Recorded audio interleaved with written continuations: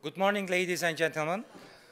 It is my pleasure and privilege to welcome you to our conference, EB-5 Investment, Unique Opportunities and Challenges, and to Baruch College.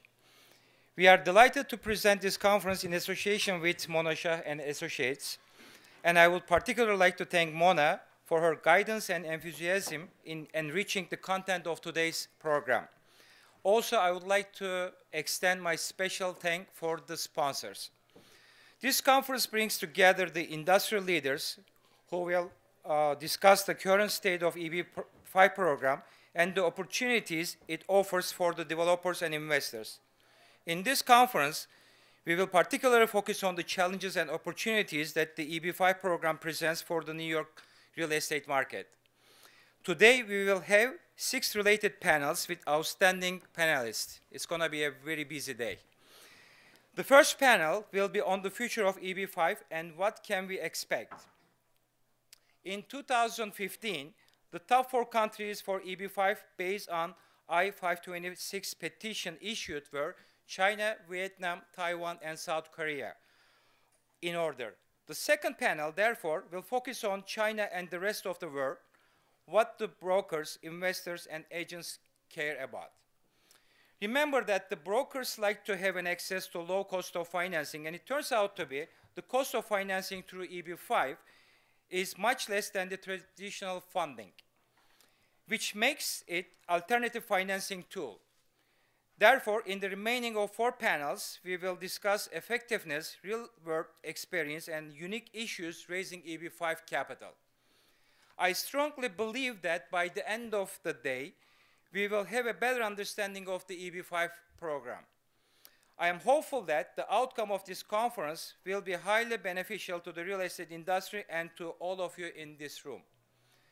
The Nieman Institute is pleased to host today's conference as we find this to be an excellent opportunity for the industry professionals, academia, and representatives from our student body to engage in a dialogue.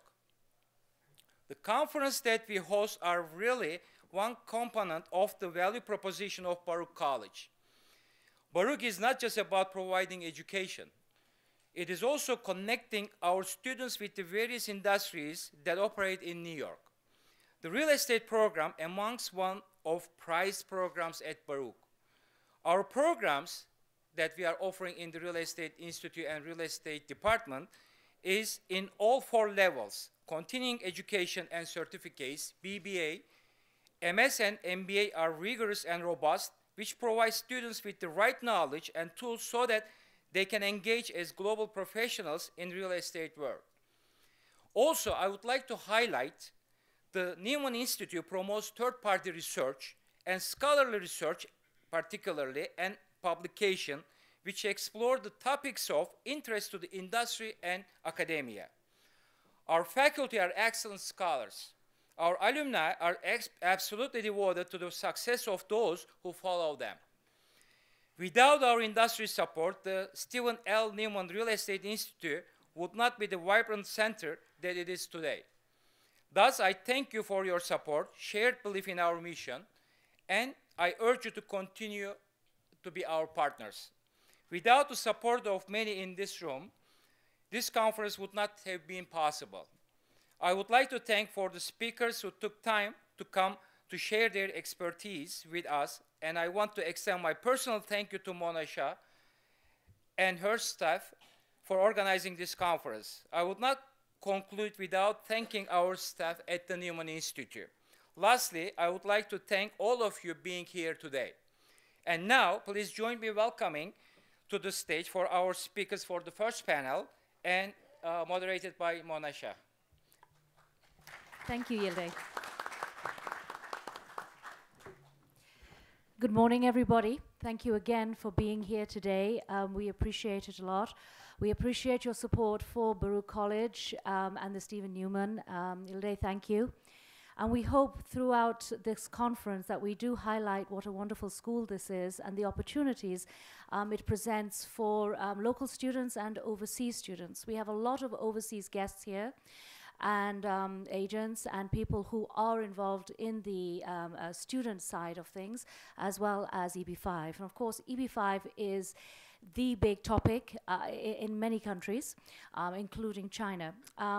There's going to be a lot of changes in the EB-5 program.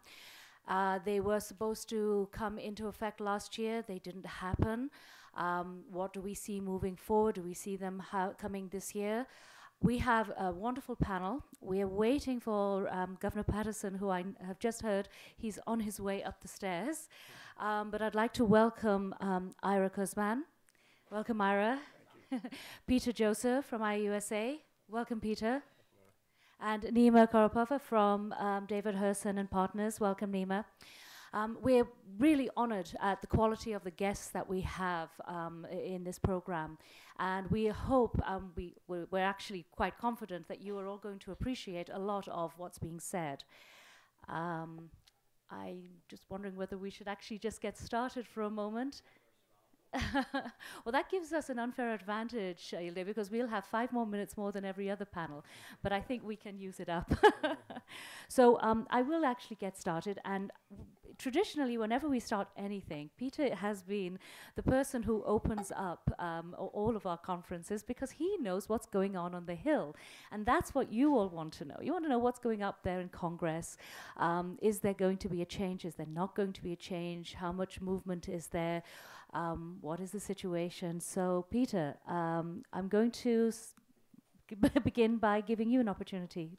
Sure. Well, let's see. Can you guys hear me out there? That sounds like it's on. Sounds like it's on. So, first of all, Mona, thank you for having me here, and thank you to Baruch College, and welcome to everyone here. It's a nice full room on a rainy, what is it, Thursday, right? Rainy Thursday morning, and that often makes people not get out of bed and off to important meetings like this. Well, so what's going on in Capitol Hill with EB-5? So IIUSA is invested in the USA. We're the National Trade Association membership base for the EB-5 Regional Center program. We're based in Washington, D.C., and I do plead guilty in spending a lot of time on Capitol Hill working on EB-5 issues, along with a lot of EB-5 stakeholders in the last couple of years. And you might have heard there's an election that is supposed to occur in a couple of months here, and as that picks up, things are certainly changing in Washington in terms of attention span and timing of things. And so just to kind of start from maybe the lowest common denominator, so the EB-5 Regional Center Program was created in 1992. Sorry, Peter. No, just of course. to welcome the Governor. Governor, welcome.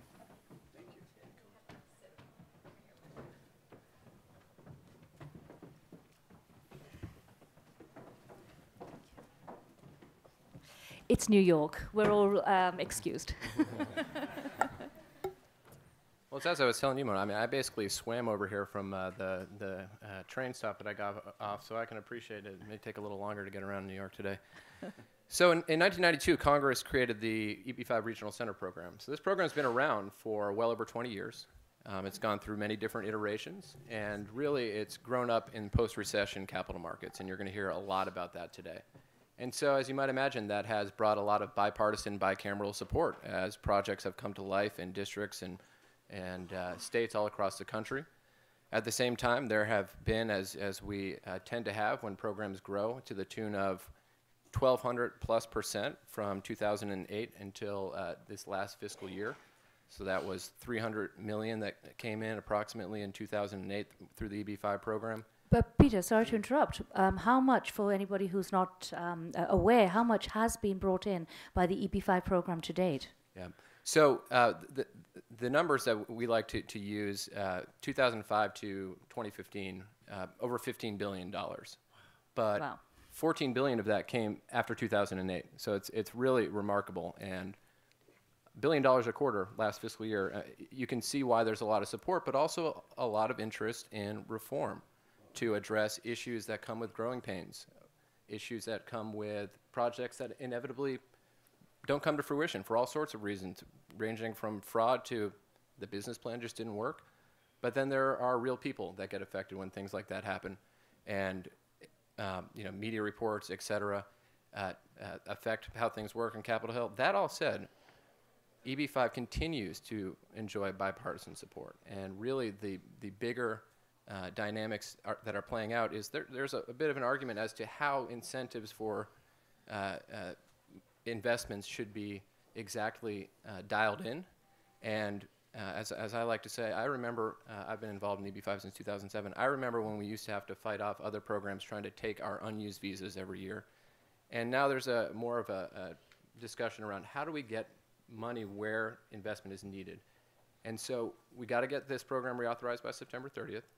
It's going to be part of the appropriations process, which in an election year will likely be short term. But it doesn't stop what needs to continue to happen, which is getting consensus among diverse stakeholders. And Mona's been tireless in her participation in our public policy committee meetings. Hopefully she's going to forgive me for how much time she's spent on the phone in the last couple of years eventually. But I'm not counting on that, Mona, because it's been a lot of hours. We need to be prepared for whenever this political moment returns where reform is possible, where long-term reauthorization is possible. And in an election year, that's a bit of an elusive political moment, but we have to prepare in case it shows up maybe in the lame duck session, or maybe lightning strikes and before. Not likely, but long story short, a lot of progress on building consensus among diverse stakeholders. As that process comes to a conclusion, this summer is going to be very, very busy for everyone working on EB-5 advocacy to not take anything for granted with Congress that has a lot on its plate every time they wake up the morning after Labor Day in September and usually have to pass an appropriations bill to fund the entire government and what have you. So we think we'll likely have to fight for a short-term reauthorization on a short-term funding package and be prepared for when this political moment for longer-term action is possible with the right amount of consensus. Peter, the question that is on everybody's lips right now is they probably understand there may be another short-term extension. Will there be an increase in the capital investment amount? Will there be other... what have you heard on what's going on the Hill? Yeah, so, I think the general idea of raising the minimum investment amounts, which right now are at $500,000 for investments in a targeted employment area and $1 million for investments outside of that, and that hasn't changed since the program was initially authorized in 1990, and that's the Direct EB-5 program, and I'll let the lawyers tell you all about Direct and Regional Center EB-5. This is an issue that generally has, I think, been settled that it will go up. How much, what the difference will be, that's really where there's more discussion. But even if it's not congressionally, there's slow-moving action for regulatory reform at U.S. Citizenship and Immigration Services that includes this issue that they do have statutory authority to raise. So whether we get it from Congress or maybe a little slower from USCIS, I think it's coming. Okay. Well, we'll come back to that. Well, welcome, Governor Patterson. Thank you. And you have been instrumental, I know, in the EB-5 program. New York was a little late in starting off from the rest of the country, but it caught up pretty quickly. And you were governor at the time when the first regional center came up. Would you like to tell the audience a little bit about the EB-5 program, how it started, and where you see things going today? Well, in the fourth quarter of 2007, we became aware in New York that the taxes we collected were 14% of the taxes we collected from the 40th largest corporations and banks, which is the measure we use for taxation in the fourth quarter of 2006. So $531 million suddenly became $72 million. And across the board, by 2008, in June, for instance, we had collected in the previous June of 2007, $173 million from the 16 largest banks, and that number fell to $5 million in 2008. So in other words, basically, economically, the state was going off the cliff. And the reason New York State was going off the cliff even more than the rest of the country is because 22.5% of our revenues were derived from Wall Street profits, the next largest state being New Jersey at 9%. So it created a $21.1 billion deficit between 2008 and 2009, which was 4 times the original projected deficit, and that is the highest escalation of a budget deficit experienced by a state in 1 year in the history of this country. And guess who showed up just in time to try to manage all of that? So we were looking for alternative ways to try to create production. The employment rate in construction in 2008 in the summer of New York was 35%. The employment rate usually for construction in the summer is 100%. So that was around the time I was introduced to the EB-5 program. And apparently the previous 2 administrations before me were hesitant about the program because there was some issues relating to the targeted employment areas, relating to the way the investors were being treated, and just the whole USCIS process. And we wrote a letter to Washington in April of 2008 to the USCIS asking them for an explanation of what the regulations were, and that created an agreement that we signed, I believe in June 2008, that was replicated in 40 other states. So the EB-5 programs, as Mona said, that were kind of latent to New York, immediately sprang up. We caught up quickly, though, right? And as was said earlier, the increase in EB-5 was logarithmic. It was an incredible increase in the resources and the programs. And I think what you're seeing in Washington is a governmental reaction to that, where justifiably and understandably, people from other states, people from rural areas, people from suburban areas want to have the same types of projects, and there's obviously nothing wrong with that. And I think this will all get worked out, but I would not see a solution, just from my vantage point, until after the election. I just don't think that's going to happen. Yeah. Yeah, definitely. I think, Peter, you agree with that? Now, when the election's going to be held, that could also change. It's like that kind of an era. Governor, we're counting on you for that one. Yeah. Well, saying that, even if you don't see a change in that way, I think, Ira, you do see some changes coming forward with or without Congress doing very much, or with or without the elections happening, correct? Yes. Well, I'm kind of the person they put on these panels because I'm all gloom and doom. We do about 95% of the litigation in the U.S. on EB-5, so we see a lot of the problems that occur in the program, and I've been doing this really since the mid-90s, and EB-5, as I'm sure Peter will tell you, has gone in cycles. In the mid-90s, we had something very similar to some of the problems we're having now. The response then was the USCIS, then INS, before we had USCIS, was to clamp down, and they did that by issuing 4 separate opinions that are very well known in this area, to make it much more difficult with respect to how an investor can put money into a project.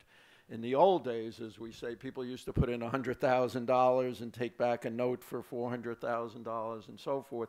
And basically, immigration didn't like that. Now everyone has to put in the full cash amount, and they've actually even made it much more difficult in certain other respects with how you can get your money back at the end of the project and so forth. That resulted in not only these 4 decisions, but it also resulted in a series of cases that went on in the 1990s. And there was kind of a boom period before this, and then EB-5, excuse me, EB-5 kind of fell off the cliff until, as Governor Patterson has pointed out, 2008 came around and we had a liquidity problem. And I think that, in combination with a lot of investors, particularly from China, resulted in what is now a boom project. In my view, at least, having taken a long view of all this, I think the project, in many respects, is very healthy. But the government is concerned about several things. And in my view, and I think everyone in this panel has probably heard me say this over and over again, but it's no mistake that they brought in Mr. Carlucci to be the head of the program, who had no background in immigration. His background was in money laundering and in financial transactions. And I think that's because the government is genuinely concerned about national security issues. They're genuinely concerned about money laundering. And, we see that now even more and more about how they look at the source of investment.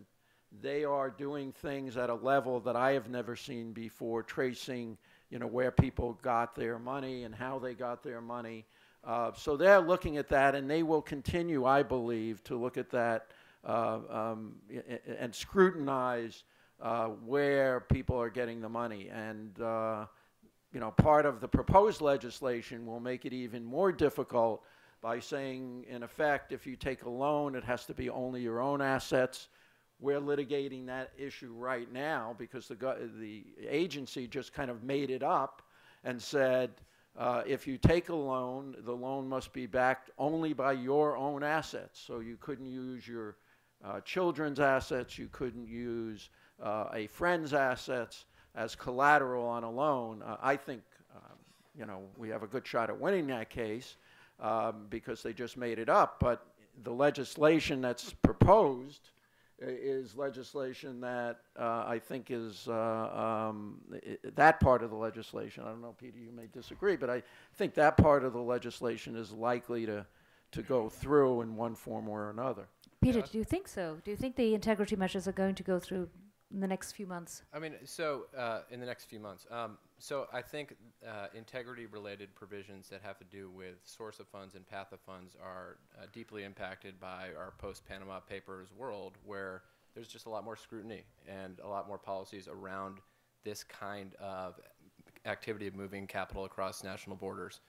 I'm not sure exactly what bill is going to pass. Whatever does pass, I think integrity-focused is where there is the most natural consensus, and also where there has actually been some explicit request from federal agencies for particular authorities to enhance their ability to take action on against criminals or threats to national security, et cetera.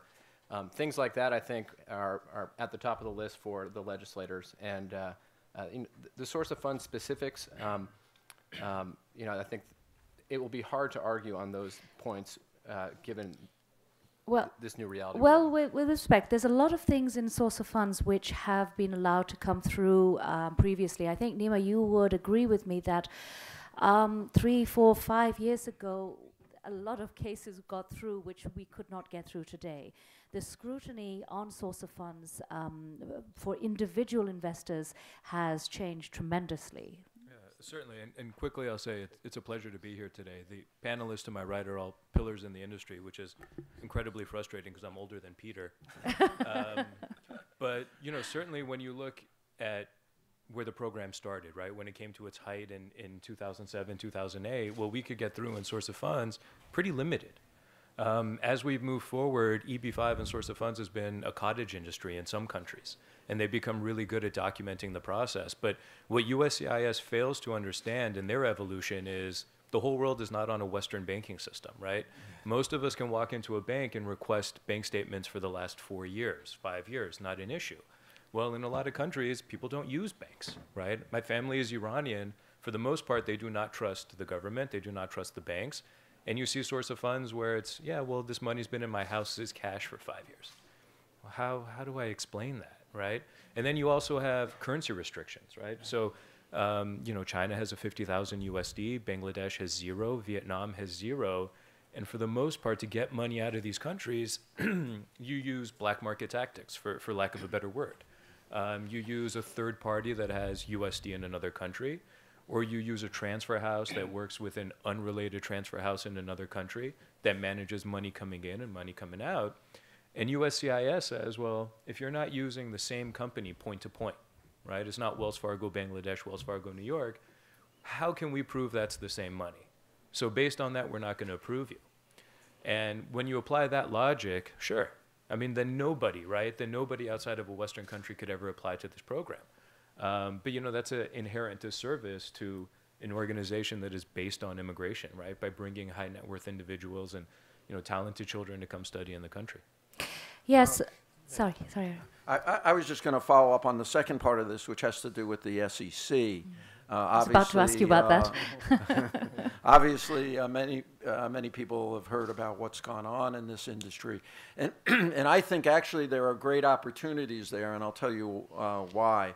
The SEC really wasn't involved in this program, I think, until the last 5 years. And then they took an interest, and now they're taking a real interest in the program. There are 3 major fraud cases that they're pursuing, but there are lots of others. One is Path America in Seattle, the other is J. Peak in Florida, and the third is Pacific Proton Center, I think it's in Los Angeles. And I think, you know, they have decided that these are security issues, they're fraud issues, that they're covered by the 1934 and 1937 Acts, and they are aggressively going after people who commit fraud, as I think all of us would agree they should. The interesting thing about this is it really also allows opportunities for kind of white knights to come in and take over some of these programs, and we're doing that right now with the Path America program, where someone's come in and said, we want to save not only the project, but we also want to save the investors. And that's a very different kind of situation than you normally have with the SEC. The SEC normally comes in, they appoint a receiver, the court appoints a receiver, and the receiver's job is simply to marshal the assets, period, and to try and distribute as much money that's left to each of the individual investors. Well, now they're confronted with a very different situation, which is investors saying, you know, I'm as interested in getting my residency as I am in getting the money back. I'd like to get the money back, but I really would like to keep my green card or to get my green card. So one of the things that we've been doing, and I think is a real area of opportunity for both lawyers and investors, is how you can manage both of those things. And so, for example, with Path America, we're working with a company that's come in and said, we will make up the difference of the money that's been stolen, in effect, but we also want to work with the current receiver, and when we take over the project, to also work with how we can save the individual investors and keep their green card. Because what immigration normally does is come in and they terminate the regional center. And once the regional center is terminated, all the applications under the regulations are terminated. So we're in the process of working with the former lawyer who's been representing the receiver to appeal that. That is to fight the termination of the program, to say there's somebody to come in to substitute for and run the regional center in a responsible way, and to keep the to ensure that the individual investors will be able to maintain their green card. And so, you know, for those of you involved in these kinds of projects, you may want to think about it in a global way, because I really think there are going to be a lot more of these. Well, I think we're all going to be in agreement that increased securities is a good thing, because it certainly gives investor confidence. Governor, wouldn't you say? Well, yes, in the sense that where there have been breaches that they get identified. But I think what's happening to the EB-5 program, and it's happening to a number of other industries, is that vector forces coming from outside are affecting them.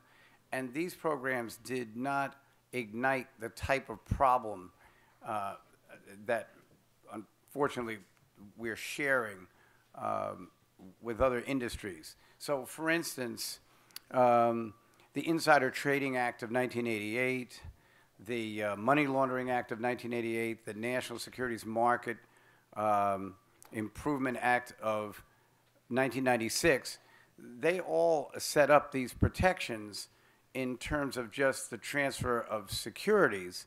And then what happened is there were these two conferences, Basel I and Basel II, international conferences, that really came to the conclusion that banks have to participate and can't fritter away the money of their clients in reckless schemes. And that was an understanding. And the breach didn't come as much from the banks as it came from the fact that the regulators, from the control of the currency, the Treasury Department, and the other investigating agencies really did not hold these financial institutions to the standards that the United States had agreed to. So that being the case, there became a real, obviously the tremendous situation where in a year and a half, almost all of the country lost 20% of its wealth. You now have a reaction to that where the agencies who were embarrassed by this are now doubling down on any type of situation. So here comes EB-5 that increases, just as all of this is happening, by 12 times, right, Peter? Yep. It increases by 12 times. And if you were someone like Ira said, like Mr. Carlucci, and you're running the USCIS and you see this, look at all the ways that it appears that it could be corrupt. You've got immigration, a big issue as to whether it's immigration's policy should be.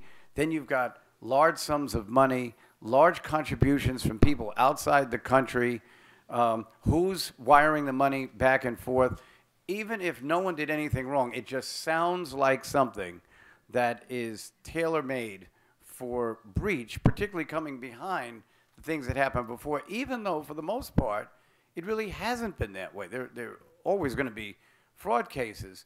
So I think it's the climate. And my suggestion, which may be a little different than how anyone else feels, is the longer it takes to put in the reforms, the better. Because what we really need are for the agency heads, particularly in the investigative area, to be educated about what this program really is and how much it's helped and how much it's actually been an alternative to the lack of liquidity that's existed really for the last 6 or 7 years. Yeah, this comment is really for the whole panel here. I think what's happened, and what we're all veterans here in the EB-5 program, and what we have seen is the handful of projects back in 2008, maybe 25, 30 regional centers when we first got started, to the fact that right now there's about 1,000 projects on the market, 800 plus floating around in China, and a dozen little ones. There's just so much out there that the investor coming in is just totally confused. He doesn't know where to look. But at the same time, and we have this in later panels, it's a fantastic source of income, or fantastic source of money for businesses which would not otherwise get off the ground. There has to be a balance, and I think I do agree with the governor that the longer we spend in trying to get the correct reforms in, the better. But at the same time, we want to keep investor confidence, because every few months we are hearing the money's going up, everybody hurry up and file petitions, and there are brokers all over the world who are taking advantage of this. So, Nima, you have a comment. Yeah, I think, a lot of the talk that we have, definitely on the legislative side, is that, EB-5 has a systematic problem, right? That fraud is rampant and people are abusing the program. I actually think one of the biggest problems that stems to abuse is the processing time delays. If you go back to 2008, 2009, when your I-526 would be approved in 3 or 4 months, you can have an escrow that requires approval of the I-526 before release of money. You can have further conditions as a lender that you have to have all your financing in place, right, with a cash call from the bank or an equity cash call. And you can line these things up that'll protect the investors. But as processing times have increased, some cases taking as long as 2 years now, the developer is in a tough position, right? They need the money to move forward and build. The investor is in a tough position because if there's no job creation, they don't get a green card. So now you have early release of funds, right? You have issues with escrow banks not wanting to release the funds absent or outside of their escrow agreement because of their own internal policies, right? So now we as immigration attorneys have to figure out what's the best choice for the investor. And oftentimes I am the least qualified person to answer that question, right? I'm not an SEC attorney. I don't know the internal policies of the bank. USCIS has not given me a definition of a material change. And to Ira's point, we used to think that if there is some sort of investigation, the SEC and USCIS would be lockstep. They would not jeopardize an investor's immigration process. They would not let a child age out and not take the green card. I am very wrong. Oftentimes it would be the SEC urging USCIS to terminate a regional center so they can get to the matter of hand, which is giving money back to the investors. Nima, I think the problem is here, and we often see this, is that USCIS run too much on regulations and they don't understand the needs of the developers. At the same time, dealing with developers, we know that developers sometimes don't care that everything is, all the I's and the T's are dotted and they just want their money. So that is the difficult balance, I think. Yeah. Well, and you know, when we talk about the SEC and their collaboration with USCIS to really bring the securities oversight aspect of this program to life, I mean, the alphabet soup of different agencies and offices that are involved with USCIS to adjudicate petitions is kind of mind-boggling. You have the Fraud Detection and National Security Directorate within DHS that's embedded into the adjudications process. You have the SEC, you have the Office of Foreign Asset Control within the Department of Treasury. You have FinCEN, which is where Mr. Colucci, the current chief of the Investor Program Office at USCIS, his previous job was at FinCEN, which is the Financial Crimes Enforcement Network in the Department of Treasury.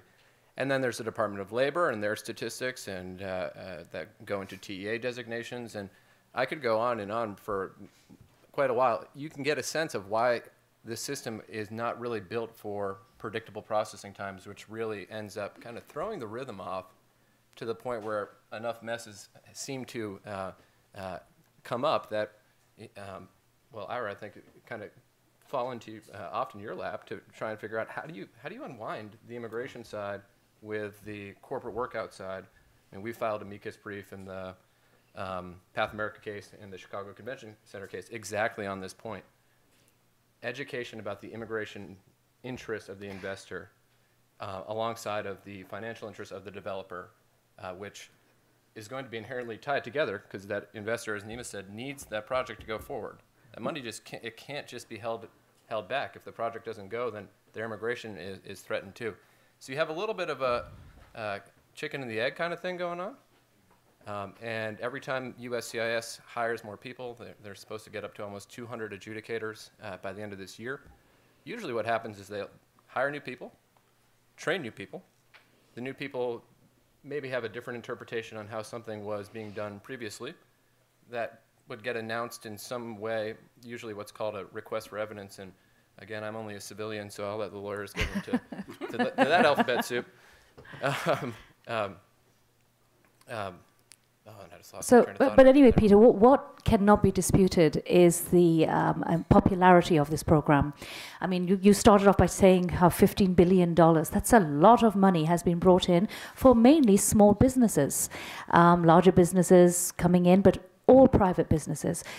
What do you see moving forward with the introduction of maybe infrastructure projects with the cities? Unfortunately, we couldn't have Frank on the panel today. He did come on our sort of preparatory panels. Something came up at the last minute. But Frank is from Atlantic City, and Atlantic City is one of those cities which need revitalization badly. You know, it was up there in the heyday in the 1920s, Boardwalk Empire, and now they need money. Where do you see legislation going to help cities like that, or actual government projects? Yeah, absolutely. So, you know, there's a lot of interest from different constituencies that are working with Congress, and infrastructure and manufacturing are examples of industry sectors that are highlighted in the Economic Development Administration's national investment priorities. So, once we start sort of talking about incentivizing investment on a national scale, you kind of end up having the same conversation generally. And it's no surprise. We have a crumbling infrastructure, and places like Atlantic City that are really needing something as a sort of baseline of financing that can allow other financing to come in place and hopefully get that virtuous cycle of economic development going again. That's what this program is about. It's regional economic development and understanding how projects that may be within a metropolitan statistical area will have an effect that ripples through an entire defined geography. And infrastructure, I think, will continue to be a focus of some constituencies, whether it ends up being a specific category for TEA or there are other ways to incentivize it. That'll be interesting to see how that plays out. But I don't expect it to go away because it's a real investment need for our country. And this is capital that, and I haven't said this yet. I usually say this at least 5 times when I give a talk. At no cost to the taxpayer. Think about that, billions of dollars, and when coming into the country, and the Congressional Budget Office scores the administration of this program as revenue neutral. Right, but we're hitting one big problem right now. As we all know, 80% of the people who come into the EB-5 program are from China. China now is deadlocked in visas. There's not enough visas for people from mainland China. There have been talks on the Hill, I believe, on, or at least there's been a lot of work on the IIUSA side about increasing the visa capacity. So, IIUSA was founded to really try and highlight the economic development aspect of this program. And so immigration can be a tough word sometimes in Washington, and visa numbers in particular, and how our overall immigration system is designed to accommodate for family reunification, aspects of our capital markets, whether it be labor, financial, that are lacking, or refugee and asylum. And visa numbers generally, when you add it all up, there is a lot of pushback on anything that would be net new number of people coming to the country. That's sort of like a third rail of immigration politics. So here we are with a program that is backlogged, over 22,000 investor petitions pending right now, a 8-year approximate wait time for Chinese investors that would invest today. These issues need to be dealt with quickly in order for this program to be viable going forward. And I think there's a lot of support generally for getting more visas to EB-5. A lot of creative thinking on how you might recapture unused visas from years past and maybe apply them to EB-5. And that's the kind of thinking that allows you to argue we're not talking about net new visas. But to be very frank, getting new visas for any category, reorganizing how visas are allocated, is usually a difficult conversation to have outside of broader immigration reform. Right. Yeah, I think one area in that respect, Peter, you probably agree, is we have a program where we allocate 55,000 visas in a lottery. And the one area that there seems to be some consensus is that program has done what it was intended to do in 1990, and that those 55,000 could be shifted. The problem, of course, is, as Peter pointed out, that there's a lot of competition for those visas. There are people who want more family visas. There are people who want more employment visas in other areas. So that's the tricky thing to do in Washington, which is figure out how more visas can be allocated, or how we can utilize the current system. I mean, one of the things that we've been arguing to the administration is not counting visas for family members. In other words, the way the visa system now works is if you apply and you have 3 children, those 3 children also are included in the visa count, so that there are actually far fewer people coming in as investors than one would think, and that's why we have such a big backlog. So we did a presentation on behalf of 4 former general counsels of immigration, and we haven't convinced this administration. Hopefully we'll convince the next one. Convince me, Ira. And one other quick point, and I can turn it back to the panel as well. Currently in the Supreme Court, they are debating the merits of President Obama's executive order for modernizing USCIS, which I think was in November of 2014. Yeah. And part of that, DAPA and DACA was really what that was about. But part of that was this idea of parole. And what parole says is if you've done everything required of you for your green card, but it's not issued to you because of a backlog, here's what we're going to do. We're going to give you an employment authorization document and a visa document. Come to the U.S., right? Work, go to school, start your life. And whenever your number becomes current, we'll mail you that green card. And at the time, it wasn't a significant impact for EB-5. It was more EB-2 and EB-3. But now with the backlog we have, and hopefully the Supreme Court decides in favor, it doesn't eliminate the wait time, but it really eliminates the stress that is impacting the EB-5 market. Right. That's a good point, Nima, and it moves on to the next issue here. That outside of China, there's been a considerable amount of interest coming into the EB-5 program, and the future of EB-5, I think, is outside of China as well as China, of course. And I know you go travel around the way we do. We just came back from UAE and Moscow and London and stuff. And what are you seeing as far as an increased interest in countries outside of China? Yeah, definitely a significant interest. Vietnam has upticked the visa numbers significantly. Yeah. India has taken an uptick in visa numbers. Certainly the expats in the UAE that become well established and earn their money. And as you go to different countries, they have different interests. In India, most of the money seems to be in Gujarat, and Right. the Gujaratis are very entrepreneurial, and they, along with their friends or family members, want to come and start their own business. Very little interest in them having a third-party passive investment. Well, I think also with India, the numbers of the EB2 and EB3 is really helping push the numbers in EB5 up. Absolutely. Yeah, and as far as the expats in the UAE, I think the sort of introduction of VAT in Dubai next year is pushing them out. Oh yeah, absolutely. And then there's talks here in the U.S. If Paul Ryan gets to implement at least part of his tax plan, we would do away with worldwide income. Taxation on worldwide income. Sorry, That you would can be still make huge. money everywhere else. Thanks, Nima. But also we're seeing the beginnings of FATCA, which is the new tax regime that's global, and the U.S. is one of the primary countries involved, where you'll have essentially requirements for declarations of foreign assets in ways that we've never seen before, in a central database with 90 countries participating, where the different information will be reported. So there are many different motivators, whether it be taxes that are coming online in other countries, et cetera, but also we're competing globally with other immigrant investor programs. And I just want to make sure that's... Yeah, people don't realize that. They Yeah. think, we kind of tend to be a little arrogant and think that it's just about the US, but no, we are competing globally. Well, Mona, I missed you in Geneva last week, but We were in Moscow, that's but why. I understand you were busy too. And I was at a conference where there's essentially representatives from every single immigrant investor program around the world, and they make different decisions as to whether to require both investment risk, immigration risk, or both, like we do, and then what is the measurement for success. The U.S. program is the most stringent in what we're asking risk-wise. But it's also the cheapest, For now. way For now. well under the other programs.